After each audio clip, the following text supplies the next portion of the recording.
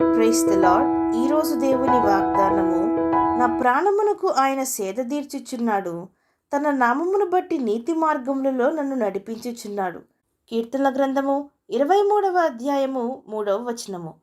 ప్రజలారా, భక్తుడైన దావీదు ఈ విధంగా అంటున్నాడు, నా ప్రాణమునకు నా దేవుడైన యెహోవా సేద తీర్చుచున్నాడు. ఆయన తన నామమును బట్టి నీతి మార్గములలో నన్ను నడిపించుచున్నాడు అని. ప్రజలారా, మన దేవుడు మనకు సమాధానమును, శాంతిని, సేదను, విశ్రాంతిని అనుగ్రహించును. ఈ లోకంలో రాత్రిపూట మనము విశ్రాంతి తీసుకున్నప్పుడు మన శరీరమునకు మాత్రమే విశ్రాంతి లభించును. మనకు దాహము వేయునప్పుడు లేక కష్టపడి పనిచేసినప్పుడు నీరు త్రాగి విశ్రాంతి తీసుకోవడము మన శరీరమునకు దాహము తీర్చును, అలసట తీర్చును. కానీ మన ఆత్మ మూలుగుచున్నప్పుడు, మన ప్రాణము సమాధానము లేక నలిగిపోవచున్నప్పుడు మన మనసుకు, మన ప్రాణమునకు సేద ఎక్కడ తీరును? ప్రజలారా, ఈ లోకంలోని ప్రయాసల వలన శరీరమునకు అలాగుననే మన ఆత్మకు విశ్రాంతి లేకుండా పనిచేయుచున్నారు. అవసరమైనంత మట్టుకే ప్రయాసపడక పగలు రాత్రి అని తేడా లేకుండా ఏవేవో సంపాదించాలని ప్రయాసపడుచున్నారు. అందులో లోకపూరితమైన వాటికి ఆకర్షితులై సాతాను ఊబిలో పడి జీవితమును పాడు చేసుకొని భయంతో తమ జీవితములను జీవిస్తున్నారు కొందరు. మరికొందరికి అనుకోని శ్రమల వలన చిక్కుల్లో పడి విసిగిపోవచ్చున్నారు.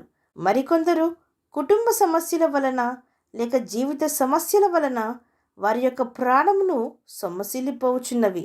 ఎక్కడికి వెళ్ళినా వారికి సమాధానము దొరకటలేదు. ఎంత శరీరము విశ్రాంతి తీసుకున్నా, ఎక్కడ కూర్చున్నా వారి ప్రాణము నలిగిపోతూ ఉంటుంది. వారి ఆత్మ సొమ్మసిల్లిపోవచ్చు ఉంటుంది, ఆదరణ లేక.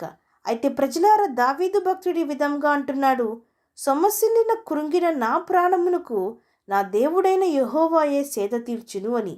ప్రజలారా, మన దేవుడు దగ్గర తప్ప మనకు ఇంకెక్కడ నిజమైన ఆశ్రయము లేదు. మనుషుల దగ్గరకు వెళ్ళినప్పుడు వారు కొందరు ఆదరించును, కొందరు తృణీకరించవచ్చును, మరికొందరు అపహాస్యము చేయవచ్చును. నిజమైన విశ్రాంతి మన దేవుడే మనకు దయచేయును. విరిగి నలిగిన హృదయమును అలక్ష్యము చేయు దేవుడు కాదు మన ప్రభువు. తన దగ్గరికి వచ్చి వారిని దేవుడు ఎంతమాత్రము త్రోసివేయడు.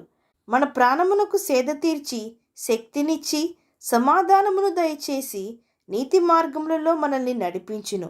ఇక మీదటి నుండి ప్రభువు చక్కనైన మార్గములో మనల్ని నడిపించి పడిపోయిన మన జీవితములను మరలా తిరిగి కట్టించమని ప్రభువును వేడుకుందాం. అవును అన్నవారు నాతో పాటు ప్రార్థనలో ఏకీభవించండి. ప్రార్థన. పరిశుద్ధుడా, ప్రేమగల తండ్రి, ఈరోజు మీరిచ్చిన ఈ వాగ్దానమును బట్టి మీకు స్తోత్రములు.